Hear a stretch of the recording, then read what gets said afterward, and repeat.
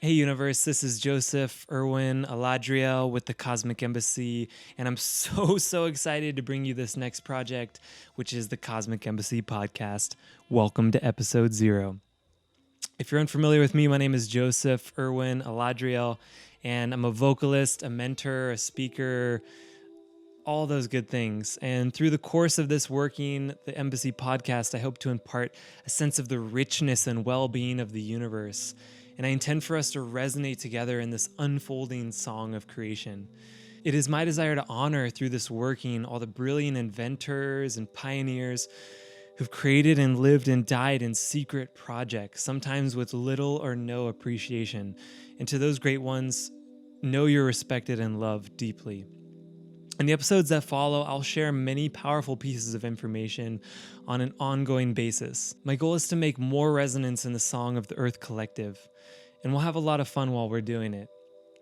This will be uncensored and in many varying locations, some extremely spiritually and or naturally powerful, and some less conscious and more distorted. In both circumstances, we as the embassy seek to be a beacon, a lighthouse of the energy of the resonant, unending wellspring of source energy, the power that truly creates worlds, which is indeed love. We create the vortex and intentions first and foremost, and then all things magnetize simply and naturally around those intentions. This vortex we create potentiates and catalyzes the most nowiest, most expressed version of ourselves and others. And you'll find if you watch the tea house and everything we're doing, people will just express themselves in maybe new ways. There may be contrast and dark moments and even disagreements. And I may not always get along with my guests even, but I always will appreciate their perspectives.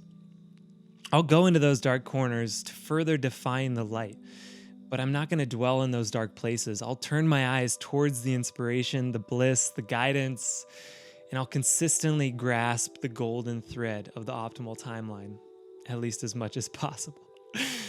So to set the stage for all this, I'm going to describe the most condensed version of what I understand to be going on, and then it can be fleshed out over many episodes and many interactions with guests on varying degrees of knowing. Some masters I'll be speaking with and some completely new to these subjects. And I think it's really important to have that whole spectrum. So the basics is this. There's massive secret advancement that has occurred in the human story.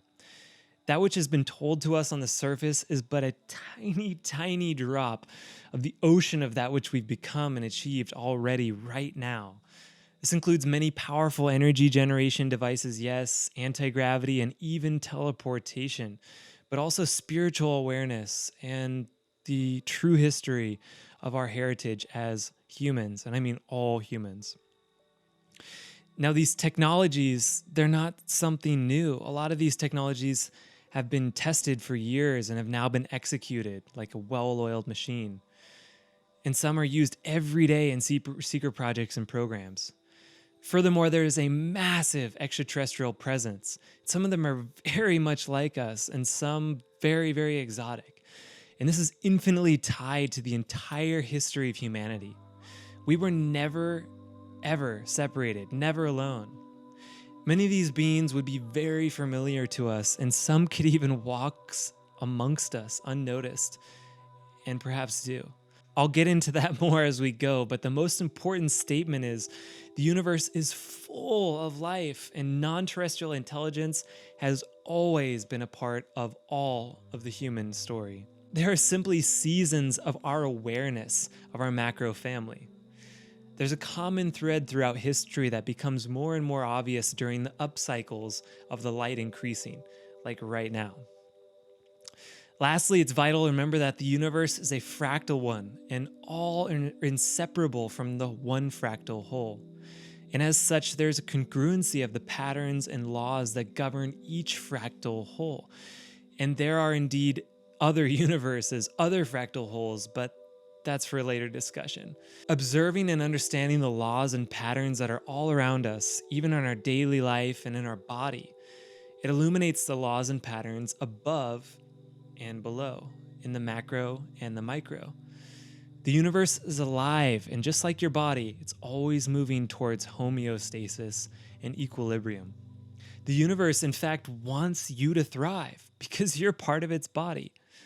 Well-being truly abounds, and you always have guidance. This guidance is your emotions, as they indicate the relationship between you and the source of your consciousness. Emotions are not some random thing.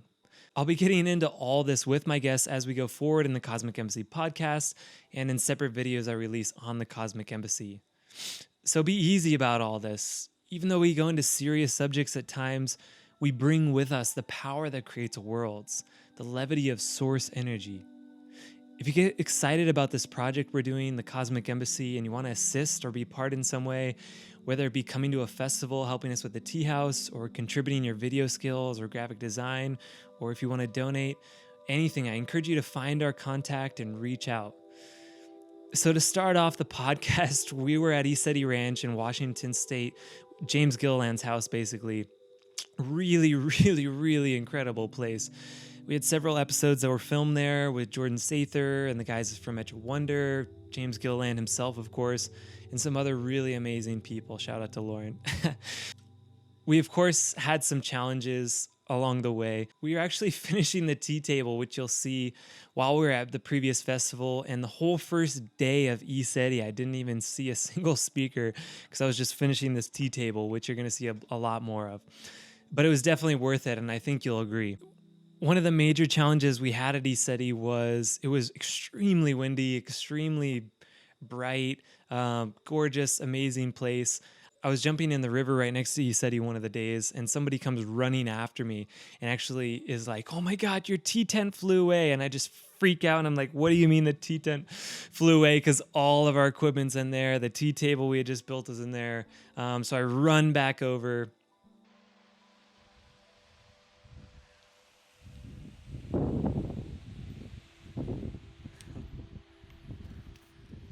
So I'm here at ECETI, and our tent completely blew over while we walked away. And we came back, and it was on the other side of the Starcraft, and two of our main poles were snapped.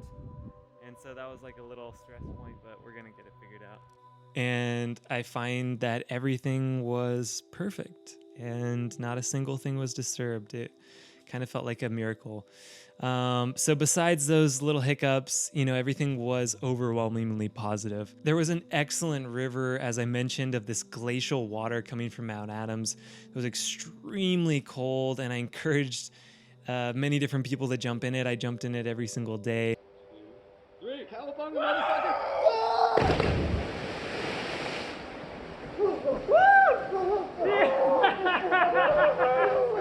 And it was really amazing. Actually, it might sound funny, but one of my highlights was jumping in that river. And of course, we saw tons and tons of spaceships. And, I heard a lot of stories about ECETI before I got out there, but the first night I was there, I was just kind of sinking in, having a relaxing evening. And this amazing lady, Tara, comes up to me and she says, "You should check out these night vision goggles. These are James Gilliland's night vision goggles." She hands them to me. And these are 3rd gen, like really nice, like pretty much or almost military spec. And I put them on, and I was instantly cursing and screaming and looking around because it was like a calm night. And all of a sudden I put on these night vision goggles, and there's stuff flying everywhere, like it was going that way, turning around, all these impossible maneuvers, all these different speeds, all these directions, different levels of height and distance from me, some closer and some way far up in the sky. I saw impossible maneuvers. Not only that, and this might sound crazy, but I actually saw some things flying around in the sky with tails. And I know that sounds odd, but I think it would be wise for us to get used to the fact that there's simply life everywhere, and a lot of it's just outside of our visible spectrum, just out of reach. But now our spectrum's actually widening as our mind and our hearts and our technology widens, and we're beginning to have access to more and more of these different life forms that were previously hidden. So without further ado, the first episode of the Cosmic Embassy podcast was done with a good friend of mine, Jordan Sather. Here with Jordan. We're showing him the tea table and the podcast setup, and he's down to be on episode number 1. Let's check it out. What kind of tea? Check it out. So the water falls through here. Come over here. And it was a really great podcast. It was really bright, and there was some intense wind. We won't go too much longer because it's fucking windy out. Yeah, it's windy. It's like really bright in this tent. It's so I'm like bright. squinting I know. at you like, I know. I'm not mad at him. I'm just bright squinting. But overall, I think it was a great podcast. And in the episodes that follow, I had a few difficulties to overcome, as this was my first time ever trying something like this. So do bear with me. Some of them don't have full video. I'm pretty sure I got full audio for everything, just amateur stuff like that. But most of it was recorded, and thanks for bearing with me as I become a master of media creation. It's been quite a journey to get this far, as you can imagine. I don't have any fancy punchline yet, so just make sure to subscribe and find the Cosmic Embassy on all the socials. I will be posting on the audio on iTunes and all the different major spots, as well as YouTube. And with that, I gift you the universe, the Cosmic Embassy podcast.